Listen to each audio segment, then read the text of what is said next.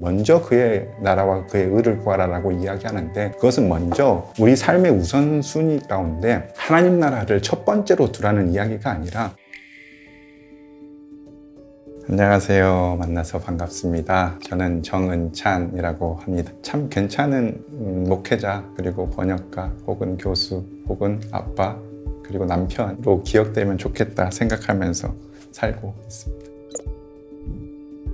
저는 신약학을 전공했고요. 신약학 중에서도 바울 서신을 주로 연구하고 있습니다. 바울 서신 중에서도 한국 사람들에게는 조금 생소할 수 있는 사회사 연구를 하고 있습니다. 쉽게 이야기하면 그냥 일반 그리스도인들, 1세기에 살았던 초기 그리스도인들의 신앙 이야기, 그리고 일상 이야기를 들여다보는 연구를 하고 있습니다. 바울 교회가 있다면 바울 교회 안에 속해 있던 한 명 한 명의 이야기들이 있잖아요. 그것들을 알고 싶어서 이 사회사 연구를 선택하고 공부하고 있습니다. 듣기로는 어떤 권위 있는 출판사에서 출간되었죠.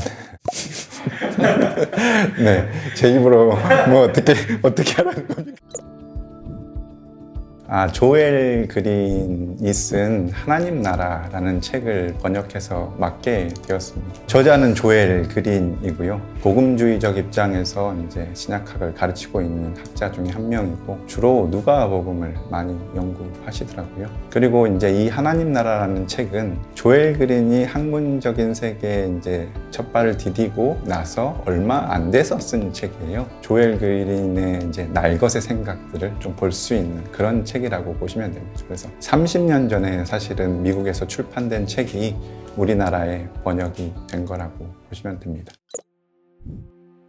그 내용은 당연히 이제 하나님 나라라는 제목을 달고 있기 때문에 하나님 나라에 대한 이야기가 담겨 있고요. 구체적으로 조금 들어가 보자면, 조엘 그린은 대중적인 저술가의 능력을 탁월하게 가지고 있습니다. 이 책이 30년 전에 나왔기 때문에 30년 전 미국 그리스도인들을 대상으로 쓰여진 글이에요. 그래서 문제의식이나 이런 것들이 다 거기에서 출발한다고 보시면 됩니다. 그런 문제의식들이 어디에 나와 있냐면 바로 1장에서 소개하고 있습니다. 그린이 느꼈던 문제의식은 이거예요. 두 가지가 있는데, 첫 번째는 그 시대에 너무 열광적으로 종말을 기대하다 보니까 이게 나쁘다는 것은 아닌데 이게 잘못된 방향으로 갔다는 거예요. 해성을 보면서 언제 하나님 나라가 도래하는지를 추측하고 계산하는 일, 그리고 신문을 보면서 정확하게 몇 시에 이렇게 하나님 나라가 올 것이라고 기대했던 그 많은 사람들이 있었는데, 그 당시 미국에 그거에 대한 문제의식을 가진 겁니다. 열정을 가지는 건 괜찮지만 잘못된 방향으로, 지나치게 잘못된 방향으로 열정을 가졌다라는 게 첫 번째 문제의식. 두 번째는 이와 반대의 사람들이 있는 거예요. 한편에서는 하나님 나라를 열정적으로 기다리는데, 다른 한편으로는 종말에 대한 아무런 기대가 없는 그리스도인으로 살아가는 사람들이 있었던 거예요. 그러니까 종말을 몰랐던 게 아니라, 천국을 몰랐던 게 아니라, 거기에 가고 싶지 않았다고 이야기하는 것이 아니라, 그럼에도 불구하고 일상에서 이 하나님 나라에 대한 열망이 전혀 발견되지 않는 채 살아가는 그리스도인들을 발견한 겁니다. 이 두 가지가 다 문제가 있다고 생각하는 거예요. 지나치게 열광적이거나 지나치게 무관심하거나, 이 두 가지의 문제를 제기한 다음에 그에 대한 답변을 하는 것이 2장, 3장, 4장이고, 2장이 예언자적 관점이고요. 3장이 묵시적 관점에 대한 이야기를 나누고 있습니다. 구약 성경에 이 두 가지 관점이 공존해 있다라고 조금은 단순화시켜서 이야기를 합니다. 그리고 나서 4장에서 조엘 그린이 하고 싶었던 이야기를 하게 되는 거죠. 예언자적 관점은 지나치게 현재에만 관심이 있는 거예요. 묵시적인 관점은 지나치게 미래에만 관심이 있는 거예요. 이 두 가지가 조엘 그린이 보기에는 예수님의 가르침 안에서 둘 다 공존하고 있다라고 보는 겁니다. 이 하나님 나라에 대한 열정이 제대로 이렇게 이루어지려면 미래에 대한 열망도 있어야 되고 현재적인 그 실현도 있어야 된다라고 생각을 하는 겁니다. 그러면서 1장에서 제기했던 그 문제 제기들 두 가지에 대해서 답변을 하는 거죠.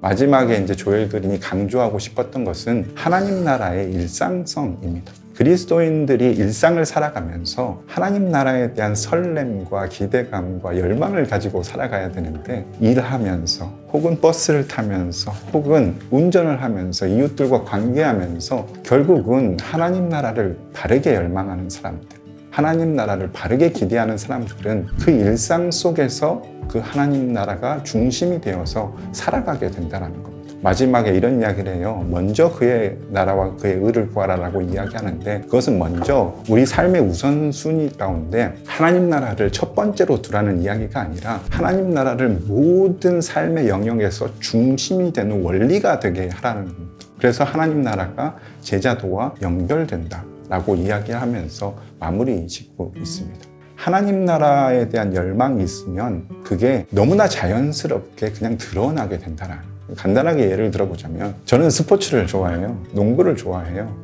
그러면 좋아하세요? 네. 그러면 제가 이제 아무리 농구를 좋아한다고 해도 사람들이 믿지 않을 수도 있어요. 근데 제 아내는 너무나 잘 알죠. 왜냐하면 길거리를 가다가 쇼핑을 하면 농구용품에 자꾸 눈이 가는 거예요. 스포츠 동아리에 참여를 해도 농구팀에 참여를 하게 되는 거예요. 그러면 이 사람이 농구를 정말 좋아하는구나, 거기에 대한 열망과 기대감이 있구나 라는 걸 너무나 자연스럽게 알게 되는 거예요. 제가 이렇게 행동해 놓고 저는 축구를 좋아합니다 라고 하면 사람들이 믿을까요? 믿지 않겠죠. 이것과 비슷한 원리라는 거예요. 우리 삶 가운데 이미 드러나 있는 거예요. 우리의 하나님 나라에 대한 열망과 기대가. 누가 봐도 이 사람은 하나님 나라에 대한 열망과 기대가 있구나, 너무 자연스럽게 드러나는 거예요. 근데 반대로 말해보자면 하나님 나라에 열망이 있어요, 아무리 이렇게 말해도 그 일상 가운데 드러나지 않으면 그걸 누가 믿겠어요?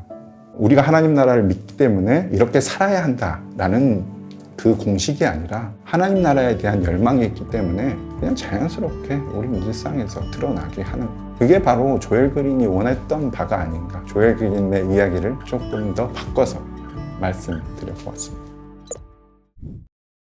예수님께서 갑자기 생뚱맞게 갑자기 때가 왔다, 그리고 하나님 나라가 가까이 왔다, 이렇게 선포해 버리시잖아요. 그런데 생각해 보면은 이게 갑작스러운 것은 아니라는 것을 마가복음을 읽어보면 알 수 있거든요. 1장 15절 전에 1장 13절이 있는데 그때 예수님께서 시험을 받으시고 어떤 일이 일어나냐면 들짐승들이 예수님들과 함께 있는 장면이 있어요. 들짐승이라는 이 단어는 함께라는 전치사와 어울리지 않는 단어인 거예요. 들짐승과 함께 있다. 너무 어색한 말인 겁니다.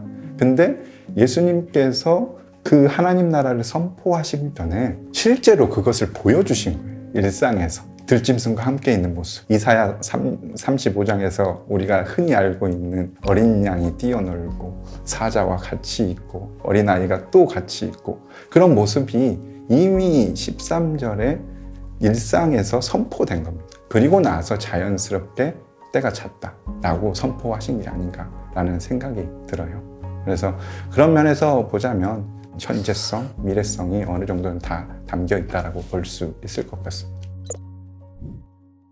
30년 전 미국의 교회 모습과 지금 한국 교회의 모습이 다르지만 공통적인 부분들이 있긴 있거든요. 그 중에 하나가 하나님 나라에 대해서 다들 열망해요. 기대하고 그런 믿음을 가지고 있어요. 그런데 실제로 일상으로 들어가 보면은 그런 열망과 기대가 마치 없는 것처럼 살아가거든요. 어쩌면 한국 교회 그리스도인들 그리고 목회자들이 하나님 나라를 열망한다라고 말을 하고 있지만 좀 과장스럽게 말해보자면 그렇게 말만 하고 있는 것은 아닌가.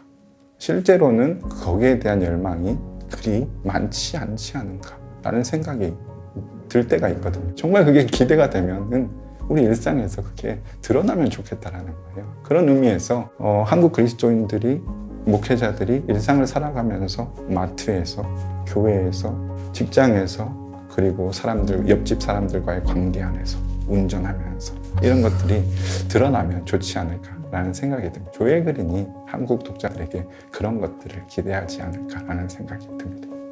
네, 오늘 이렇게 출연해 주셔서 감사드립니다. 네, 초대해 주셔서 너무 감사드립니다. 감사합니다. 네.